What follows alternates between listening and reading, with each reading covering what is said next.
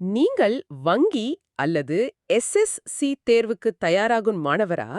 தினமும் நாளிதழ்களை படிக்கும்போது, அதாவது அந்த கடினமான ஆங்கில வார்த்தைகளை பார்க்கும்போது கொஞ்சம் குழப்பமா இருக்கா? கவலையை விடுங்கள். கண்டிப்பா பல பேருக்கு அந்த பயம் இருக்கும். ஆமா, அதனால தான் பிப்ரவரி 20, 2026 நாளிட்ட தி இந்து தலையங்கத்திலிருந்து, அதாவது தி இந்து எடிட்டோரியலிலிருந்து 45க்கும் மேற்பட்ட அதிமுக்கியமான வார்த்தைகளை உங்களுக்காக பிரித்தெடுத்து இன்றைய ஆழமான அலசலில் வழங்க உள்ளோம். உண்மைதான். இது ஒரு சாதாரண ஆங்கில பாடம் கிடையாது. ரேமேக்ஸ் அகாடமியின் ஆசிரியர்களான நாங்க உங்களோட வங்கி தேர்வு வெற்றியை தீர்மானிக்கும் மிக முக்கியமான ஆயுதமா இந்த வார்த்தைகளை உங்களுக்கு கற்றுத்தரப் போறோம். எக்ஸாக்ட்லி. தேர்வுகளில் ஆங்கில பகுதி, அந்த இங்கிலீஷ் செக்ஷன் என்பது வெறும் மனப்பாடம் செய்யும் பகுதி அல்ல, வார்த்தைகளின் ஆழத்தையும் பயன்பாட்டையும் புரிந்து கொள்வதுதான். கரெக்ட். இன்று நாம் பார்க்கப் போவது தகவல் அறியும் உரிமைச் சட்டம், அதாவது ஆர்டிஐ ஆக்ட் மற்றும் விமானப் பயணிகளின் அத்துமீறல்கள் தொடர்பான 2 முக்கிய தலையங்க கட்டுரைகளின் வார்த்தைகளை.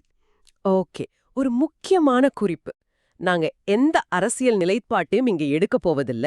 அந்த சட்டங்களும் நிகழ்வுகளும் எப்படி ஆங்கில வார்த்தைகளால் விவரிக்கப்பட்டுள்ளன, அவை தேர்வுகளில் எப்படி கேள்விகளாக வரும் என்பதை மட்டுமே இந்த ஆழமான அலசல்ல பார்க்க போறோம். ரொம்ப சரியான பாயிண்ட். முதல் தலையங்கம் ஆர்டிஐ ஆக்ட் அண்ட் அமெண்ட்மெண்ட்ஸ் பற்றியது. ஒரு சட்டம்னு வரும்போது அதுல மாற்றங்கள் கொண்டு வரப்படுவது இயல்புதானே? அப்படிப்பட்ட ஒரு மாற்றத்தை குறிக்கும் வார்த்தைதான் அமெண்ட்மெண்ட். இது ஒரு நவுன். இதற்கான அர்த்தம் திருத்தம் அல்லது a change or addition to a law. இதற்கான எடுத்துக்காட்டு வார்த்தையத்தை பாருங்கள். The amendment to the RTI Act has sparked debate. அதாவது RTI சட்டத்தில் கொண்டுவரப்பட்ட திருத்தம் விவாதத்தை கிளப்பியுள்ளது. ஆனா எனக்கு ஒரு டவுட். தேர்வுகளை பொறுத்தவரை சேஞ்சுக்கும் இதுக்கும் என்ன வித்தியாசம்? நல்ல கேள்வி. பேங்க் எக்ஸாம்ல ரீடிங் காம்ப்ரிஹென்ஷன் பகுதிகளில் சட்டப்பூர்வமான பத்திகள் வரும்போது சேஞ்ச் என்ற சாதாரண வார்த்தையை பயன்படுத்த மாட்டாங்க. ஒரு அதிகாரப்பூர்வமான சட்டத்திலோ ஆவணத்திலோ செய்யப்படும் முறையான திருத்தத்தை தான் அமெண்ட்மெண்ட் அப்படின்னு சொல்லுவோம். ஓ, புரிஞ்சது. இந்த திருத்தங்கள் பற்றி விவாதிக்கும் போது அந்த பிரச்சனையோட சென்சிட்டிவிட்டியை பற்றி நீதிமன்றங்கள் கவலைப்படும். அதுதான் நாம் கவனிக்க வேண்டிய அடுத்த வார்த்தை, சென்சிட்டிவிட்டி. இதுவும் ஒரு நவுன். இதன் அர்த்தம் உணர்திறன் அல்லது quality of being delicate or requiring care. அப்போ எக்ஸாம்பிள் வாக்கியம், court acknowledged constitutional sensitivity of petitions. நீதிமன்றம் மனுக்களின் அரசியலமைப்பு உணர்திறனை ஏற்றுக்கொண்டது. ஒரு விஷயம் எவ்வளவு நுட்பமானதுங்கிறத குறிக்குது இல்லையா? ஆமா, சரியா சொன்னீங்க. இந்த நுட்பமான விஷயங்களை கையாளும் போது நீதிபதிகள் தங்கள் கருத்துக்களை பதிவு செய்வார்கள் அல்லவா? அந்த செயலை விளக்கும் வார்த்தைதான் ரிமார்க்ட். இது ஒரு வெர்ப். கருத்து தெரிவித்தல் அல்லது to say something as a comment என்ப இதன் பொருள். ஓகே, இதோட example, the chief justice remarked on defining boundaries. தலைமை நீதிபதி எல்லைகளை வரையறுப்பது குறித்து கருத்து தெரிவித்தார். இதுல க்ளோஸ் டெஸ்ட்ல செட் அல்லது டோல்டுக்கு பதிலா ரிமார்க்டை எப்போ செலக்ட் பண்ணணும்? அதாவது செட் என்பது வெறுமனே சொல்வது.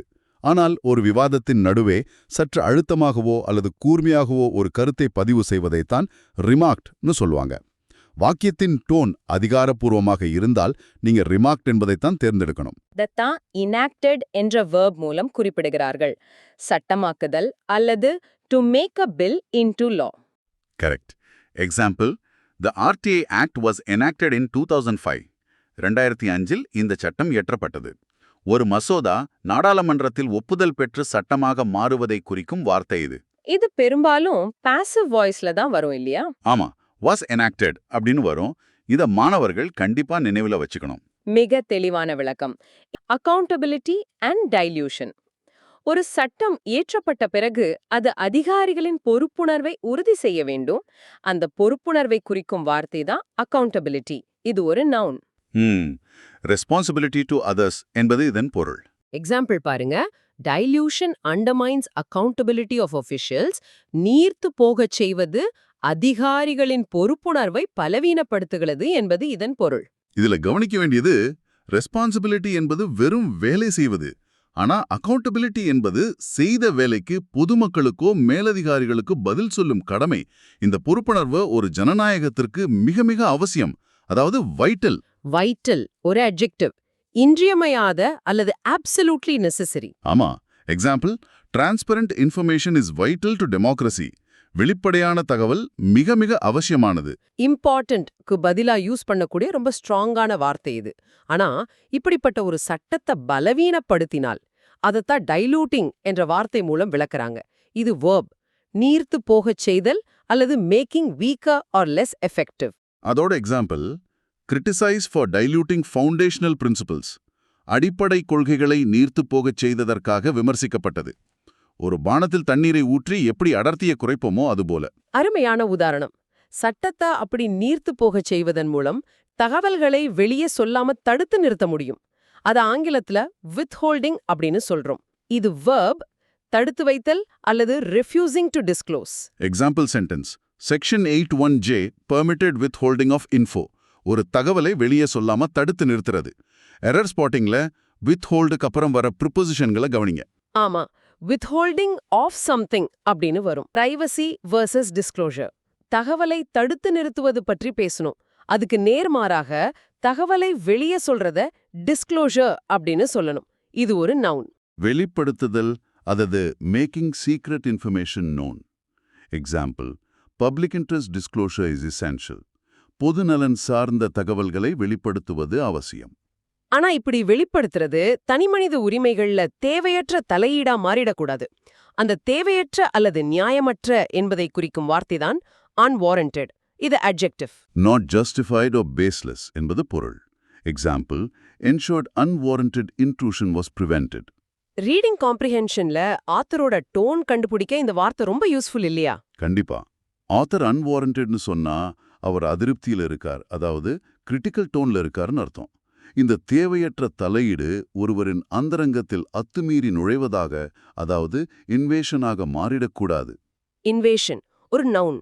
ஊடுருவல் அல்லது intrusive entry into privacy.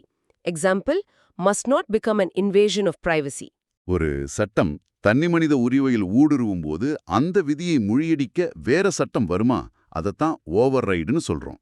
இது நவுன், மேலெழுத்துதல் அல்லது கட்டுப்பாட்டை நீக்குதல்.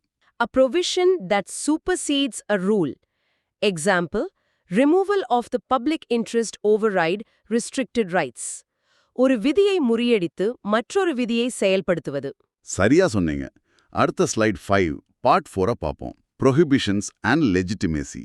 பொதுநலன் என்பது ஒரு சட்டத்தில் பிரிக்க முடியாத ஒரு பகுதியாக இருக்க வேண்டும். அந்த இன்றியமையாத பகுதியை குறிக்கும் வார்த்தை தான் integral. இது adjective. Essential part of a whole. Example, public interest override was an integral feature. இது வைட்டலுக்கு நெருக்கமான அர்த்தம் கொடுத்தாலும் ஒன்றோடொன்று பின்னி பிணைந்திருப்பதை குறிக்கும் வார்த்தை இது. அடுத்து, சட்டங்கள் சில விஷயங்களை செய்யக்கூடாது என்று தடுக்கும். அதை prohibitsன்னு சொல்றோம். verb, தடை செய்தல் அல்லது formally forbid. Disclosure of personal info. திருத்தப்பட்ட சட்டம் தனிப்பட்ட தகவல்களை வெளியிடுவதை தடை செய்கிறது. இதற்கடுத்து ஒரு முக்கியமான கார்ப்பரேட் வார்த்தை வருது, procurement. நவுன், கொள்முதல் அல்லது process of obtaining goods and services. Example, access procurement records to verify funds. பொருளாதார பத்திகள்ல procurement கட்டாயம் இடம்பெறும். ஒரு நிறுவனம் பொருட்களை வாங்கும் முறையான நடைமுறை இது. இந்த நடைமுறைகள் அனைத்தும் சட்டப்பூர்வமா இருக்கணும். அதத்தான் லெஜிட்டிமேட்னு சொல்றோம். adjective, சட்டப்பூர்வமான அல்லது conforming to law or valid. Example, citizens are denied legitimate data rights. இது unwarrantedக்கு நேர் எதிரான வார்த்தை. பார்க்கலாம். தகவல்களை தேடி பெறுவதற்கு சட்டம் வழிவகை செய்கிறது. அந்த நாடுதல் அல்லது தேடுதல seek அப்படின்னு சொல்றோம். verb, attempt to find or obtain. Example, empowered to seek information from administration. வாங்கிய தகவல்களை நாம என்ன செய்வோம்? கூர்ந்து கவனிப்போம். அத scrutinizeன்னு சொல்லணும். verb, கூர்ந்து ஆராய்தல் அல்லது inspect closely. Example, right to scrutinize decisions of representatives. இதுல ஸ்பெல்லிங் ரூல் ஒன்னு இருக்கு. பிரிட்டிஷ் ஆங்கிலத்துல ISE என்றும் அமெரிக்க ஆங்கிலத்துல IZE என்றும் முடியும். ரெண்டுமே சரிதான். இந்த தகவல்களை பாதுகாக்கும் பொறுப்பில் இருப்பவர்களை fiduciaries அப்படின்னு சொல்றாங்க. நவுன். இது முழுக்க முழுக்க ஒரு பேங்கிங் வார்த்தை. ஆமா, நம்பிக்கையாளர்கள் அல்லது entities entrusted with a duty. Example, journalists classified as data fiduciaries face fines. வங்கிகள் கூட fiduciaries-ஆ தான் செயல்படுது. ஒருவேளை இவங்க விதிகளுக்கு கட்டுப்படாம போனால் அத நான் கம்ப்ளையன்ஸ்னு சொல்றோம். நவுன், சட்டமீறல் அல்லது failure to act in accordance with rules. Example, non-compliance can attract huge fines. Compliance-னா கீழ்ப்படிதல், அதுல நான் சேரும்போது எதிர்மறை பொருளாகிடுது. அடுத்த slide 7 part 6 exemptions and imbalance.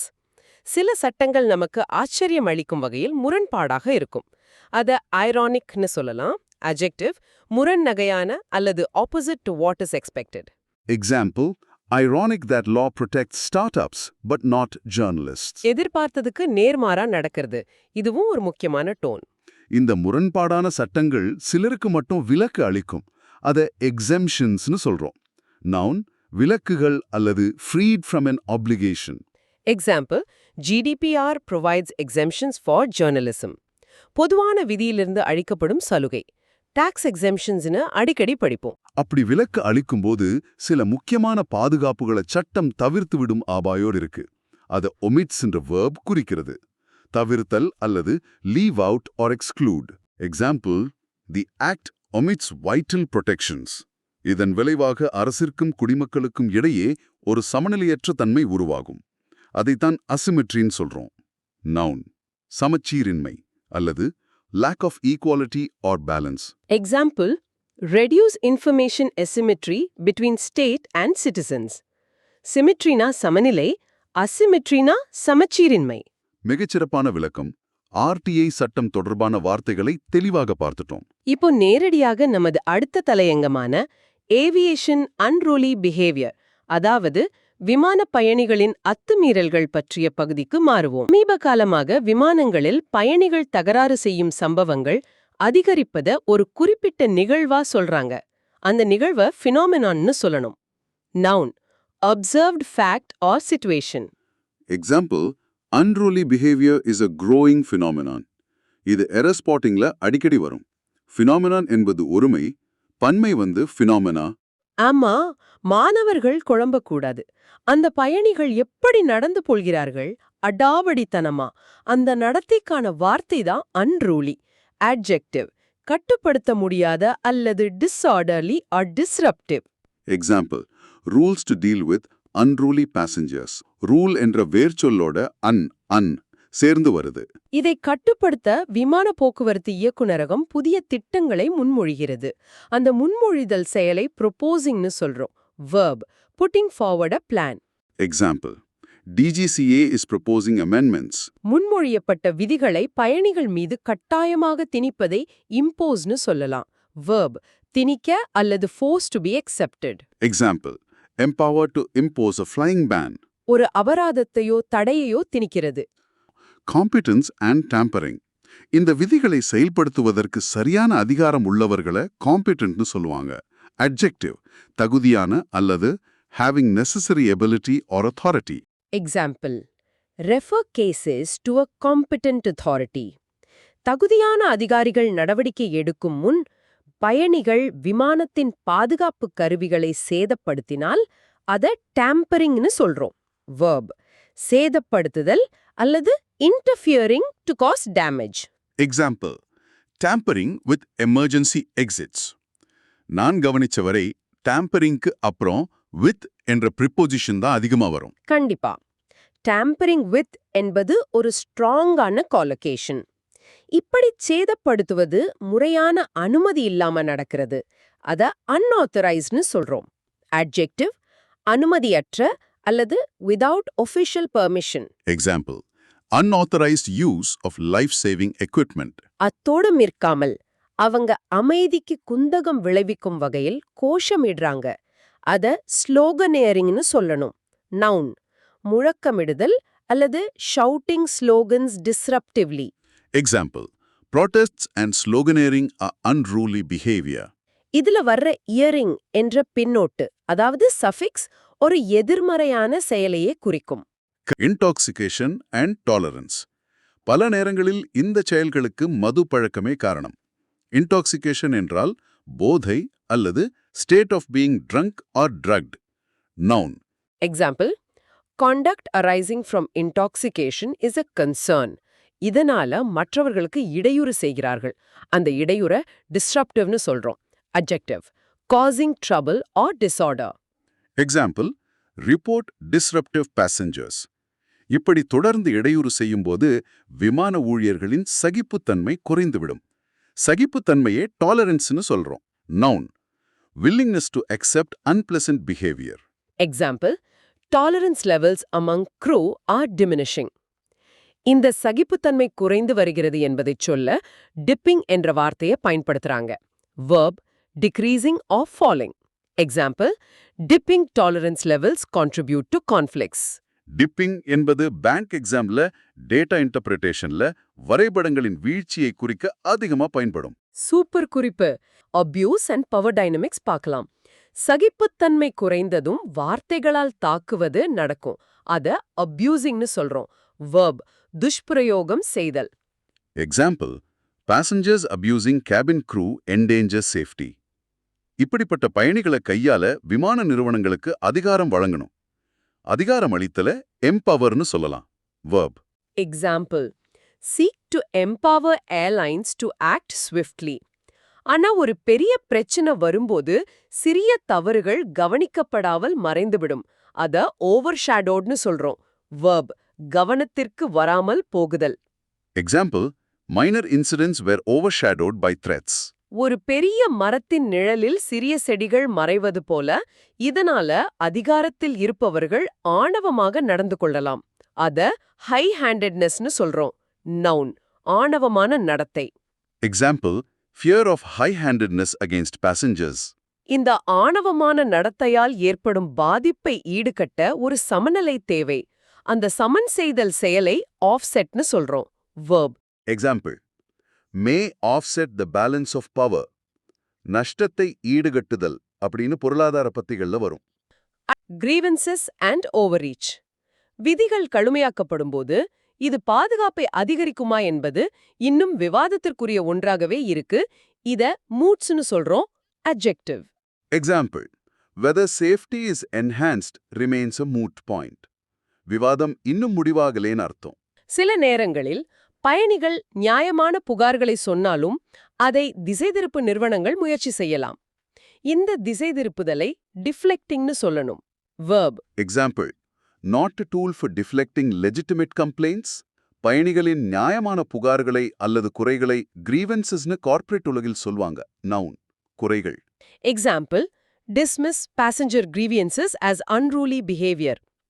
குறைகளை சொன்னால் அதற்கு ஒரு நிவாரணம் கிடைக்கணும். அதத்தான் redressனு சொல்றோம். Noun. Example, passengers must have access to redress. ஆனா குறைகளை தீர்ப்பதற்கு பதிலாக ஒரு அமைப்பு அதிகார எல்லையை தாண்டி செயல்பட்டால் அது ஓவர் ரீச் ஆகிவிடும். நவுன். அதிகார துஷ்பிரயோகம். Example. Protect passengers from airline overreach. அருமையான அலசல். தலையங்க வார்த்தைகளை அதோட பின்னணியோடும் தேர்வு கண்ணோட்டத்தோடும் பார்த்துட்டோம். ஆமா. இன்றைய சிறப்பு பகுதியான மரபுத் தொடருக்கு, அதாவது idiom of the day பகுதிக்கு வந்துட்டோம். இன்றைய idiom up for grabs. இது ஒரு ஃபார்மல் மற்றும் நியூட்ரலான மரபுத்தொடர். இதன் ஆங்கில அர்த்தம் available to anyone willing to claim, open to competition. தமிழில் சொல்வதானால் யார் வேண்டுமானாலும் எடுத்துக்கொள்ளலாம் அல்லது போட்டிக்கு தயார். இதற்கான example, with the incumbent stepping down, the CEO position was suddenly up for grabs. பதவியில் இருந்தவர் விலகியதால் CEO பதவி இப்போது யாருக்கு வேண்டுமானாலும் கிடைக்கலாம்னு அர்த்தம். இந்த மரபுத் தொடர் பேங்க் எக்ஸாம்ல இடியம் அண்ட் ஃப்ரேசஸ் பகுதியில ரொம்ப எதிர்பார்க்கப்படும் ஒன்று. fill in the blanksல அதிகமா வரும். Great job. இன்று நீங்கள் மிகச் சிறப்பாக 46க்கும் மேற்பட்ட வார்த்தைகளையும் ஒரு இடியமையும் கற்றுத் தேர்ந்திருக்கிறீர்கள். இவை வெறும் வார்த்தைகள் அல்ல, உங்கள் வங்கித் தேர்வு வெற்றிக்கான திறவுகோல்கள். கண்டிப்பா. ஒரு வாக்கியத்தை எப்படி பிரித்து படிக்கணும், அது தேர்வுகள்ல எப்படி உங்களை குழப்ப வரும்னு இன்று நீங்கள் ஆழமாக உணர்ந்திருப்பீர்கள். இன்றைய அலசலை முடிப்பதற்கு முன் உங்களுக்கு ஒரு சிந்தனைக்கான கேள்வியை முன்வைக்கிறேன். இந்த வார்த்தைகளை வைத்து பார்க்கும்போது ஒரு தகவல் வெளிப்படைத்தன்மையாக இருப்பதற்கும் தனிமனித உரிமைக்கும் இடையிலான எல்லைக்கோடு எவ்வளவு மெல்லியதாக இருக்கிறது என்பதை சிந்தித்து பாருங்கள். அதோடு ஒரு சட்டம் எப்படி அதிகாரத்தை கொடுக்கிறதோ அதே சட்டம் எப்படி அதிகார அத்துமீறலுக்கும் அதாவது ஓவர் ரீச்சுக்கும் வழிவகுக்கலாம் என்பதையும் சிந்தித்து பாருங்கள். இந்த ஆழமான அலசல் உங்களுக்கு பயனுள்ளதாக இருந்ததா? அப்படியானால் தினசரி தி ஹிந்து தலையங்க வார்த்தைகளை, அதாவது ஹிந்து நியூஸ் பேப்பர் எடிட்டோரியல் வொக்காபுலரியை உடனுக்குடன் கற்றுக்கொள்ள ரேமாக்ஸ் அகாடமியை தொடர்ந்து பின்பற்றுங்கள். ஆம், பேங்க் மற்றும் எஸ்எஸ்சி தேர்வுக்கான சிறந்த தயாரிப்பிற்கு எங்களை சப்ஸ்கிரைப் செய்யுங்கள். மீண்டும் ஒரு பயனுள்ள ஆழமான அலசலில் சந்திப்போம். வாழ்த்துக்கள்.